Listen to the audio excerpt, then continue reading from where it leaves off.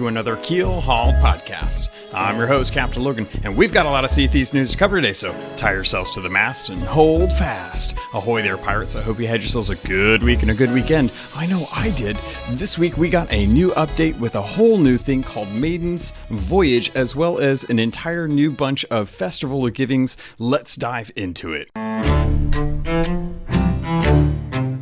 First up on today's docket, let's talk about the Festival of Giving. Now, if you guys have gotten a chance to jump into the game, then you should already know that there is a whole new event going on where we are being incentivized to actually go out and look for these gifts, these little presents and stuff. And each of these is going to be taken somewhere. Well, they suggest that we take it to I-13. Now, I-13 traditionally was the home of the killer whale, the wreck of Merrick, and as such, it has recently been changed over to a new place called the Reaper's Hideout, something that the Masked Stranger is actually calling. And Stitcher Jim is wanting to impress his fiance, so he's asking us to go out into the world to find these gifts, these humble gifts and stuff, and he wants us to take them to her over on Reaper's Hideout.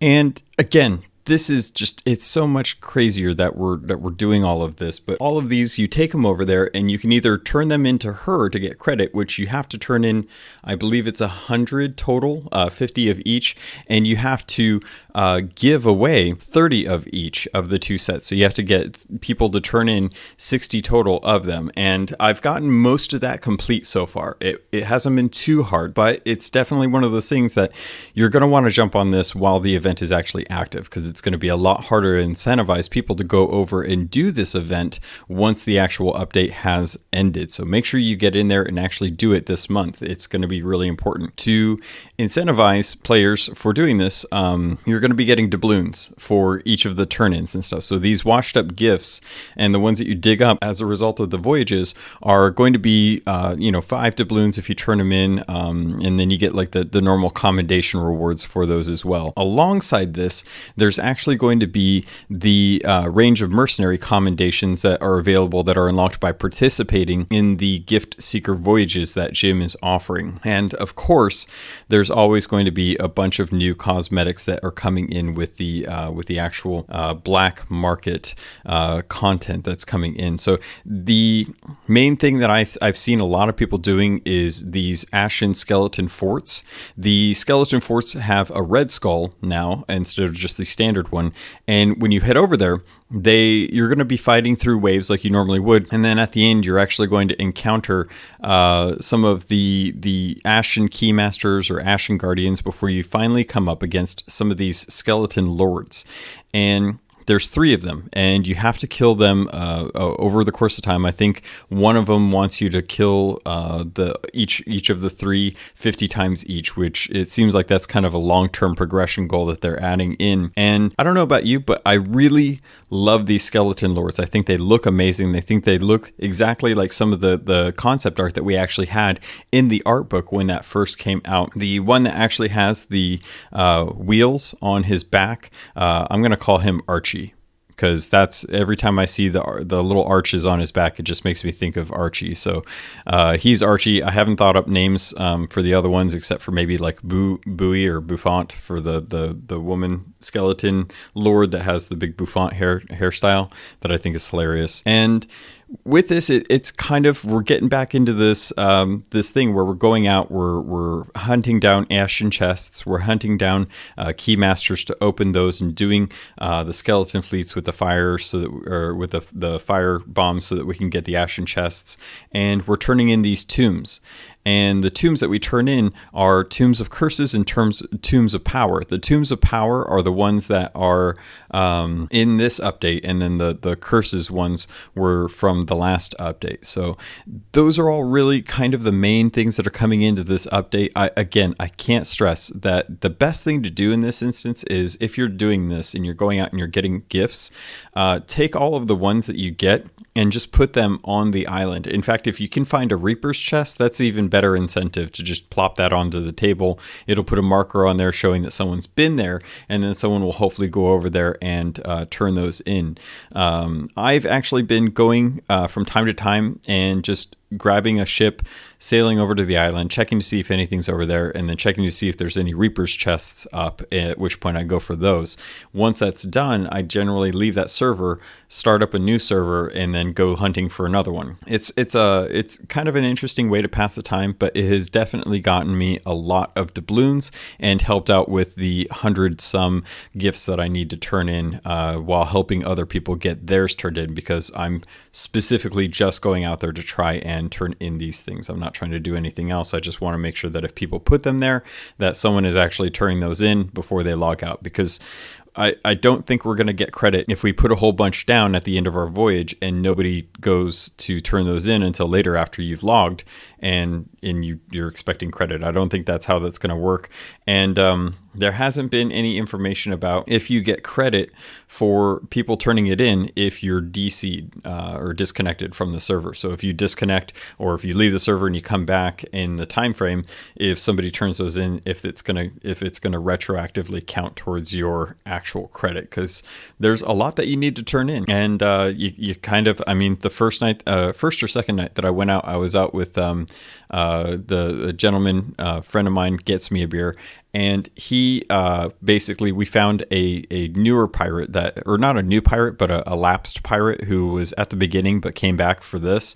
And he was working on the Shroud Breaker. We literally gave him a whole bunch of tombs, commandeered his ship and himself, and then sailed him over to the island, and not at gunpoint, but pretty close, forced him to actually go and turn in all of our tombs. And he was appreciative because, I mean, he got a whole bunch of doubloons out of it, but without actually telling him basically what was going on or him looking into it, he had no clue that this thing was even happening. And it was nice to actually get that chance to kind of go out and actually help him with that.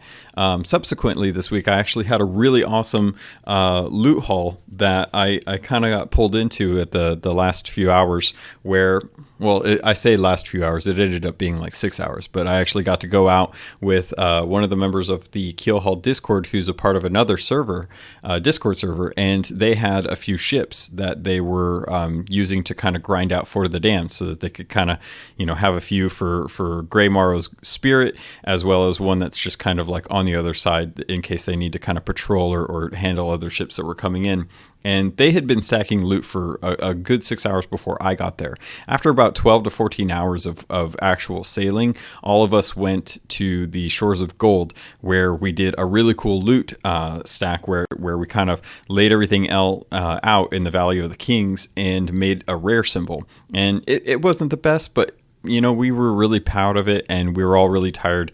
And, I jumped on around midnight. I didn't go to bed till 6 a.m. Saturday morning. And at that point, we all just kind of turned it in. I think I pulled in about 500K and a whole bunch of doubloons. It was pretty awesome. I haven't gotten to do those in a long time. So if you happen to find one, great, because they're a lot of fun. And it doesn't detract from the game if you're still having to fight off other people, which we ended up having. One guy, I felt bad, though, because he messaged me later on. He's like, I just wanted to learn how to do the fort. And like, how can you trust that? If you sail over and you grab the Alliance flag and you don't really interact with us, and then you pull your ship around, I'm going to take that as kind of hostile, because you didn't really, you're not trying to parlay, you're just trying to take advantage. So, try to speak up if you can, give it a ahoy or we're friendly, and give it a shot that way. Otherwise, it's just going to be, really just assuming that you're coming to try and take the loot. So with this event, it was really, really fun to kind of go out and see just how all this gifting and stuff, it's reverse pirating in the most purest essence of that scenario. And you don't see that too often. We kind of go out and we leave treasure for people from time to time, and we kind of reverse pirate. But this is a whole event that is literally the Festival of Giving. It is literally giving everyone your treasure. You go out, you dig it up, you leave it for someone else, and hope that they go and actually turn it in. And I've personally run into a few people that were really friendly over at the Reaper's hideout. And that was really cool. It was nice to have a chance, because lately it feels like I haven't really met anyone that's willing to talk. And this event has forced us to start using in-game voice chat. Now, for some reason, when I play the game, my in-game voice chat is messed up. I don't know if it's because I've got so much going on with recording the podcast and streaming that my mixer isn't set up right, or maybe it's the Xbox beta app. I've troubleshooted a fair amount, and I'm not too sure what's going on with that. But needless to say, this event has been a real interesting twist on how we've been playing the game for the last 5 months, and it's pretty welcome. I've actually been having a good time with it. It's been fun to kind of go out and have I can't think of the word, but when you're having a friendly interaction with people, and you're working together to try and do something, and everyone's having fun because everyone's put in effort and they're getting rewarded for that effort while requiring other people to do it. Not like it's in not something where it's like, okay, well, we're gonna go shoot up to try and land on this throne, and hopefully all of us make it up there in a reasonable amount of time so we can all sit and get a photo afterwards. But that's kind of the main chunk of what's actually coming with the main update. Obviously there's a bunch of cosmetics that came in with this, some recolors, things like that, and some festival stuff that came into the Emporium. So before I kind of jump into like the Emporium and Maiden Voyage and all that stuff, I did want to cover some of the things that did get fixed. Now, I don't know how well this applies to everyone, but I have had my equipment bug fixed. I was able to go out this last week, and I was able to actually have my equipment set. The only weird thing that I'm noticing right now is I apparently have 2 speaking trumpets of different cosmetics. I've got a parrot one, and I've got the I just blanked on what the other one was. I can't remember, but I've got 2 drums as well, and one of them is the Festival Harvest one from Thanksgiving, and the other one is just the Black Obsidian one, and I can hotkey between them. I can select them from the equipment pane in the UI, and I don't know what that's about, but if it allows me to keep my equipment selected the way I want it so that I can at least have the cosmetics that I like to see, then I'm for that. That's fine. The other thing that I wanted to get into is kind of a contentious thing, and this is something where I'm of 2 minds about it. Part of me is reacting emotionally when I think about how the sword combat has changed, and there's actually I'm gonna dive into this a little bit more, probably next episode. I want to dive into this specifically because there was actually a really nice developer post from Mike Chapman that kind of discussed this. Needless to say, there were some sword combat changes that allowed you to be able to swing faster if you were trying to swipe at someone and you actually missed them. The cooldown's actually been reduced. And if you block like the successive swings from another player or from a skeleton, you're no longer stunned. The big thing that I think a lot of people are having trouble with comes down to the sword wield timing. And that's what they're basically doing, is they're trying to break the macro that people are using in Arena to be able to spam your sword by stowing it and pulling it back out without any kind of delay. It doesn't afford the opportunity for people to be able to actually respond in that instance if people are doing that. And because of that, they're breaking it the same way they broke double guns, which is by increasing or by adding a timer once you pull out your sword. And a lot of the trouble is for one, having to remap your mind so that you take into account that time that you need to allow your sword to be ready to use and not just fully expect it. It's basically Barrels 2.0 all over again, and everyone's frustrated by it the way double gunners were frustrated by the change to guns, and it's just going to take some time. We're going to have to get used to it. It's going to be fine. This is definitely something that I would say is a well thought out approach, that they are, or in the sense that they are actively trying to make sure that this is the right decision, that this is the right action to take when it comes to actually changing the combat so that it's a little bit safer from people abusing it through macros, which aren't available for Xbox. So if anything, it's going to help kind of level that playing field between PC and Xbox a little bit more. I'm not getting into the whole opt-out thing. That's coming still, hopefully by the beginning of the new year. They've also added some sword trails to the actual swings, which I wasn't really feeling like that was necessary. I felt like the blade was pretty evident, but you do get these damage indicators, which you actually can tell where you're being attacked from, and that's kind of nice. I will say right now, if you are going out and using collector's chests, I know this is a weird detour from the combat thing. I'm done with combat. You don't have to worry about it. We're not talking about combat no more. We're going to be talking about a couple of the updates that came in. Portable ammo crates are out in the world. They're kind of nice. You can use them freely, and you can refill them at any actual like ammo crate that's a normal one, whether it be on islands or your ship and stuff like that. You know what? I'm going to say this. I am afraid of the storms. The storms are freaking terrifying now. I sailed into one with a buddy of mine on a sloop. We didn't read the patch notes where it talked about how the frequency of lightning strikes has been reduced, but the damage has been upped. And wow, just wow. Like if you're below 90%, you're dead. You're dead. And yeah, that was really surprising. We weren't expecting that. We both got one shot on the anchor while we were trying to lift it to get the heck out of a storm after it had moved in over us as we were unloading gifts onto Reaper's hideout. So yeah, I don't know how this is going to work with us trying to fish up stormfish, because it's no longer just like messing up your actual fishing. It is now a life-threatening prospect, which it's lightning. I kind of figure this is something we should expect with lightning. One of the main things that I did want to talk about that I think is really cool that doesn't actually pertain to the patch notes. It's actually something that is coming out as a result of this kind of winter holiday season. It's the Advent calendar. It started on the 13th of December and it's going to the 24th. So it's 12 days. Every day that you log in, you get a voyage that gets tacked on. It's automatic. You don't have to go pick it up. It just shows up. December 13th was a reputation boost in Adventure and Arena. December 14th was double doubloons, which was kind of cool. December 15th was a reputation boost for the Order of Souls by twice.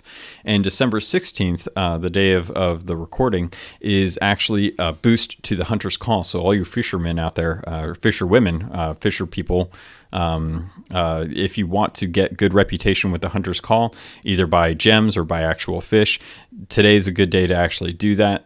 From what I understand, if you can't log in, I think it might just be like an actual thing where it's just available this time. I haven't gotten a chance to log in since it updated to actually test it out, so my apologies for that. I'm trying to think if there was anything else. Oh, the black market aristocrat clothing came in. That's pretty cool. I was actually pretty nice. It was pretty kind of. It was cool to see some more kind of dressed up, posh looking clothing that we've been wanting. I'm still waiting for a tricorn hat at some point. But other than that, there's a really nice color of the pirate ship or parrot ship. If you remember the parrot stuff that came in a while back, there's a really nice called Nightshine pirate liveries or parrot liveries. God, I can't believe I keep doing that. That are out there. And if you like the sovereign clothing, the kind of Spanish conquistador clothing, there's a gray version or a silver version out right now that's really awesome. The biggest thing that I noticed is that the Black Market Archive is out. As I recall last week when I was talking about this was something where I mentioned that it wouldn't have past event cosmetics, because I'm pretty sure that's what they said in the actual update. That is not actually the case. It actually does have all of the past events, but they are significantly higher in cost for the doubloons and for the gold. So just be aware of that. If you do want something shipping, chances are it's going to be cheaper when the event is actually live as opposed to when you want to get it later on. All right, next up on today's docket, I want to talk about the maiden voyage because honestly, this is the coolest thing that I've gotten to do in Sea of Thieves for a while. Like I wasn't anticipating this when people had there'd been whispers of maiden voyage. I just assumed this was another Tall Tale. I was actually kind of surprised because I didn't think we were going to be getting another Tall Tale so soon. So when I logged in and people are talking about maiden voyage, it took a little digging for me to be able to find. So if you've been playing the game and you want to play it and you haven't found it yet and you want to log in and see it, before you jump into anything, go into the normal screen where you go to pick up like your actual crew size and your ship type, stuff like that. In the bottom right, it's going to show you Maiden Voyage. It's a small little tiny UI box that just says Maiden Voyage, and you click on that or you hit the button to get into that, and it will actually load you into Sea of Thieves. Now, if you're a new player and you've never played the game, this is going to be your first experience before you can even get into adventure or arena mode. You have to go through this process. So, and I went through it. I've actually done it quite a few times. I think I've done it 4 times now, and it's amazing. It's absolutely amazing. So there's commendations that are actually built up around doing the maiden voyage, and the rewards to this are actually the Pirate Lord's jacket, which I love because it's actually got the 3 dagger holes in the back from where the daggers are when you look at the actual ghost of the Pirate Lord, and you also get the Magpie's fortune sails. So as you're experiencing this, you're going to go around. You're going to follow the Pirate Lord's instructions, and then scattered throughout the island are actually a whole lot of little journals. And as you read the journals, they're actually from the Pirate Lord's perspective, and he's talking about different things that he runs into that are very much about Sea of Thieves. I had a real blast going onto this island because it's probably one of the most beautiful islands. There's a huge galleon wreck of the Magpie's wing, or the Magpie wing, that is up there, the old Magpie wing.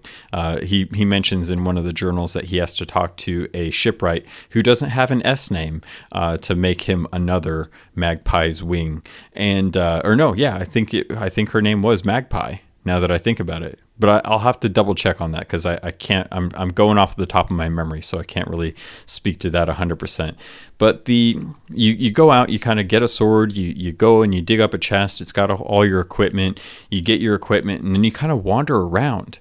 And this is probably one of the most beautiful islands Rare to date has ever made. Shores of Gold, the tribute peak, was a feat in and of itself. This is definitely the epitome of pirate island to me, like Paradise Island for pirates. This is it. It's got waterfalls, it's got coves, it's got bays, it's got hidden passages, it's got secrets, there's hidden treasure, all kinds of really cool stuff. And God, I really wish I could spend more time out in that world because it's so beautiful and it's safe. I wanted to run a test to see how well this would work. So I asked my wife, who does not play video games at all. Night in the Woods is the only game I've seen her play outside of Dr. Mario and Mario Kart. And both of the other 2 games are games that I wanted her to play with me. And the Night in the Woods is the only game that I've actually seen her play herself. So I asked her to sit down this weekend and to get to see how far she could get. Now, because she's not a gamer, she is not used to controllers. Like her moving with the left joystick and doing the right joystick at the same time, like strafing and turning and moving in junction, that's not a trained thing that she has learned over the years, because she's never really played any 3D games, at least nothing that actually had 2 joysticks. So her familiarity with just using my Sea of Thieves controller is already pretty foreign, and I had to go through some trial and error, or not some trial and error, but some light instruction work to help her along the first little bit. Then I kind of stepped away for a little bit and kind of let her experience it for herself without me kind of hovering over her, and then I figured I'd come back and see how things went. Well, she didn't get too far. She got all the way up to the point where she could actually get the map, and once she got that point, she couldn't work out how to open the map, to basically select it from the right bumper and to move the joystick up. I subsequently went in to see if there were instructions on how to do this, and there are. The thing that I would say is the RS that they use for right joystick and left joystick is not intuitive to people that don't understand the shorthand for controller buttons. So I would say that if they actually had something that looked like a joystick from the side profile, where you've got the cap and then you've got the actual stick and that controls onto the actual portion where it moves around and hits the sensors, all that jazz, instead of just a circle with RS. And that was the one suggestion that she wanted me to say, because she didn't understand how it was, and that she got bored and she didn't know what to do, and she ended up leaving because she didn't really feel like she was having a whole lot of fun. Now, that was coming from the perspective of a person that does not play video games, which is a weird juxtaposition for our relationship, because she doesn't play games at all, and that's all I ever like to do. So it's really funny how opposites attract in that sense. With the end of the maiden voyage. Now, I don't want to spoil this for other people who haven't had an opportunity to go check this out, but if you haven't, it's totally worth doing the ending, because the ending really was thematic, and it was beautiful. It really kind of pulled you into the experience of getting into the Sea of Thieves. And beyond that, the one thing I did want to talk about, which has been brought up by other people, and I noticed it was kind of an odd thing, is that this island is technically outside of the Sea of Thieves. The interesting thing about that is that we're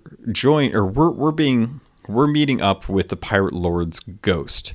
And this is the first time that the game or anywhere has expressed that a ghost can actually leave the Sea of Thieves and exist outside of the ferryman's reach. Now, the reason why I say the ferryman's reach is because the reason some of the Forsaken Alliance or Forsaken Shores Alliance crewmates from Captain Morrow died was because the ferryman was not there in that area to get their souls back from the Sea of the Damned. Now, I don't know how powerful. I mean, obviously, the Pirate Lord Ramsey is pretty powerful. He's powerful enough to be able to split the shroud as a ghost. So obviously, he's got some pretty powerful gusto with that form. But we don't know how far that extends, except that now we understand that he can exist outside of Sea of Thieves. So if that's the case, what other really strong spirits could be out in the world outside of the Sea of Thieves that are coming in? And if Ramses can open the shroud for new players, is that a potential for other people, namely the Grand Maritime Union, to be able to make it through the shroud with their ships? Because of the Pirate Lord doing this now, it's a question in my mind of whether or not that's going to be a thing or not. So it'll be interesting to kind of see how this plays out, or if it's going to be acknowledged by Rare. And regardless, I just wanted to kind of bring this up because some of you had brought it up. I thought it was worth talking about, and I'm interested to find out more about how this is even a possibility, because it breaks my brain at this point. So, but a lot of people seem pretty happy with the event itself. They're getting used to the maiden voyage. They like that. They're getting used to the gifts, and a lot of folks are still kind of not liking the actual sword play. I think that's just a matter of time before we get kind of used to it. And as I'm trying to think if there's anything specific about this update, this is kind of the first steps. We're maybe like 3 months away from the second anniversary of Sea of Thieves, and because of that, I'm interested to see how we're going to be ramping up the story. Because if I had to toss out a prediction and kind of think about like what's coming in the future, I have a feeling that the gifts are going to be mixed with the Ashen chests, and we're actually going to be kind of having to figure out why the Masked Stranger and Stitcher Jim are collecting these tombs of curses and power, and where's Duke, when will he be back, and with Lorena, and if Lorena is going to be able to help stop what I'm going to say is probably the summoning of Flameheart. That's kind of where I'm going. I think the second anniversary is going to be that, and that was, it's kind of like second anniversary comes out, big celebration, first introduction of Flameheart as a tangible threat as opposed to just what we see at the end of the Seabound Soul. I really think that that's going to be something that's kind of cool coming down the line. Now we obviously none of us out in the community know. We're just trying to figure out based on the kind of trajectory that we're getting with this actual update. So this is a good way for us to kind of celebrate, like, celebrate the giving and actually talking to pirates. So get out there, talk to other pirates, exchange gifts. That's what Rare wants us to do for the time being, and I'm sure it'll probably switch it up at the beginning of January as we kind of move into new territory with what's going on. It is kind of scary now that I think about it, that we are having so many people notice that there are more and more skeletons. Like we're inundated with skeletons at this point, and I'm wondering at some point if this is all going to kind of come to a head and crash like two galleons sailing towards each other. Let's move on. All right, pirates. The next thing I wanted to talk about is actually going to be the Pirate Emporium. There are a few things that we got the Pirate Emporium this month, and it's actually going to be a bundle of actual weapons, some festival type weapons that are going to be more in line with kind of like they've got ribbons and they've got holly, and they basically, like, I think the actual flintlock has actually got like a candy cane handle, which is absolutely hilarious. I actually really love that. So as I'm kind of looking at some of the things that are available, you've got the Sea of Thieves Festival of Giving bundle. And this bundle in the US is $17. And a lot of people on the forums were super happy about this. They saw $17 for a bundle and they thought, wow, this is amazing. I can't believe what a good deal it is. No, they didn't. They hated it. Of course they hated it. It's the forums. But no, so the Festival of Giving, actually a pretty good deal. If you have not purchased anything in the Pirate Emporium, head over to the Microsoft Store, search for Sea of Thieves, check in the DLC section, look up this bundle, because what the bundle gives you is the 4 Jolly Dangerous weapons, the Eye of Reach, the Blunderbuss, the sword, and the Flintlock pistol, all of them in the really beautiful kind of Christmassy style. And on top of that, you get the emote, the dab that Joe Need is so very fond of, the crab dab. You also get the hide emote bundle, which has it includes the free hide or tuck emote that comes with it, but the other ones like the pillar hide, the barrel hide, some of these are hilarious. I actually really love them. They actually remind me of some of the animatronic ghosts that are in the Haunted Mansion ride at Disneyland, as well as Pirates of the Caribbean. They did a great job making these look kind of funny. So on top of 5 emotes and 4 weapons, you're also going to be getting 1,000 ancient coins, which if you look at the cost conversion, that's roughly about $9.50. So if you take into consideration that the weapons alone, ancient coins work out to about $10, you're getting 1,000 coins, which is just about $10. That's already $20 roughly about how much value is in the bundle. And on top of that, you're actually getting 25,000 gold, which may not seem like a lot, but think of it as a box of Wondrous Secrets. You're basically getting a box of Wondrous Secrets free with the 5 emotes, the 4 weapons, the $10 worth in ancient coins, and all for $16.99. Now, I sound like a shill right now, but that's because I actually really like this bundle, and I regret picking up the hide emote bundle and the crab dab before I actually looked into this bundle. So I actually wasted money because I didn't pay enough attention to this. So I'm kind of hoping that you haven't spent anything and you take advantage of this $16.99 bundle. As far as I can tell, this is not something that is actually on sale right now. This is the normal price for it. And it makes sense because you're looking at roughly about $20, $25 worth in this bundle. That being said, the $150 Ancient Coins Secret Stash, where it's 150 coins, that's on sale for $1.80 in the US with Game Pass. And the Sea of Thieves Parrot Starter, which is also kind of similar to the Festival of Giving. It's actually the one that we got prior. That is on sale for $8.99 with Game Pass. So there's definitely a few things that are on sale, as well as inside the actual Emporium, where some of the past cosmetics for the ship liveries, the figureheads, the collector's ones, those are actually on sale for past events as well too. So if you hadn't picked up any of those in the past, you can actually pick those up for a little bit cheaper than what they were originally when they first came out and are currently.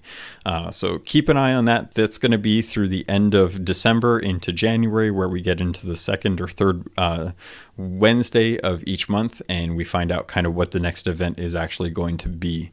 I think that's about it as far as the actual Emporium. No, I'm missing stuff. I know I'm missing stuff. What am I missing?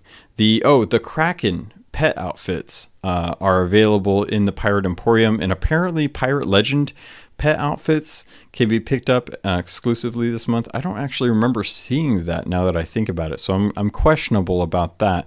There's also a Bilge Rats Persona bundle, which I've actually seen some pretty funny videos of the Bilge Rat dance as people kind of wobbling around as if they're drunk. It's kind of a funny thing. And they've also got a storytelling emote, which is a really elaborate emote set where each emote has a different story, whether it's like shooting something or it's like catching a fish or fighting something. Like there's a few of these that are kind of like ways to express telling a story through being a mime, which I don't know anyone that ever wanted to be a mime, so I can't really speak to that. The thing that I wanted to dive into, though, the thing that I thought was the most important, is the charity sales. This is something that if you go back and you watch the weekly streams back in February, around the beginning of February, the TCN, the Crow's Nest, Captain J actually went out and sailed with the dev crew. It was his first time getting a chance. He's been a longtime community member and one that I've supported for a long time. He got a chance to ask a question that I asked him if he could pose to them to see what their responses would be. And the question revolved around with cosmetics and microtransactions, would Rare consider doing charity sales? Something that would be able to have the proceeds of the purchase for those liveries go towards a charity.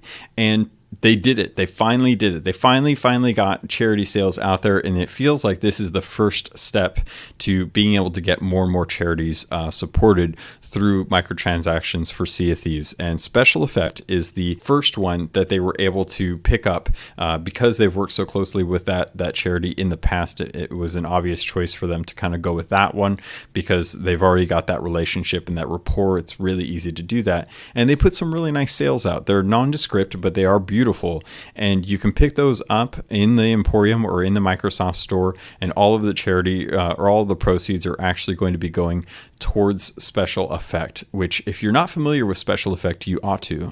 They're a UK-based charity organization that helps bring ways for people to be able to play Sea of Thieves with disabilities using like the adaptive controller and stuff. And that's something that we don't really see too often with gaming companies. World of Warcraft recently did a pet that they put out for I think it was can't remember now, but they just put one out too, and they've been doing this for a long time as well. But it's nice to see my current favorite company doing that with the Sea of Thieves stuff. It's really nice. I'm wholeheartedly supporting it as well too. I really appreciate that. All right, Pirates, I had actually planned out to have this episode cover a lot more. Unfortunately, I've actually had to go back and re-record the entire episode. I had some technical issues today and it didn't work out, and I'm rushed to try and get the episode out today, even if it's got less content than I originally had planned. Unfortunately, I'm trying to take into account the editing and stuff. It shouldn't be too bad, but I did want to actually kind of close this out, and hopefully I'll have some extra content out this week. I do want to cover the podcast Shoreleave episode for the Game Awards, as well as the Xbox Series X, and if things go well, I should have an interview coming out soon that some people may know about, some people probably won't, but I got a chance to speak with someone who I actually have been following for quite a long time and have been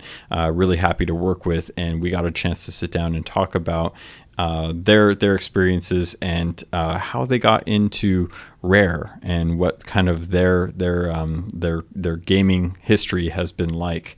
So if all goes well, everything gets approved, I'll hopefully have that episode out later on. I don't know when, because I'm trying to get the Shoreleave episode out this week for the Game Awards. Then obviously next Monday we'll have another episode for Keelhauled, and I will probably be diving into stuff that we kind of come up with or find out going into the second week of the actual Festival of Giving. So it's a long interview, so it's one of those things where it's probably going to be better if I put that out midweek, where it's not going to cut into the amount of time that I like to kind of keep for news as well as community stuff, because there's a lot of community stuff. I've got a lot of your emails. I'm sorry I have to bank them for right now, but I do want to get into those for next week, when I actually hopefully won't have any more technical issues that I have to worry about as we kind of work on the podcast. So bummer, these things happen. I'm sorry, guys. I know it's not preferable, but I've got a lot of content coming over the next couple of weeks that will make up for this shorter episode, I promise. And with that, Pirates, thank you. If you guys want to join us, if you have any questions or concerns, feel free to reach out to me. You can always send me an email at my Twitter is at CAPT_LOGUN.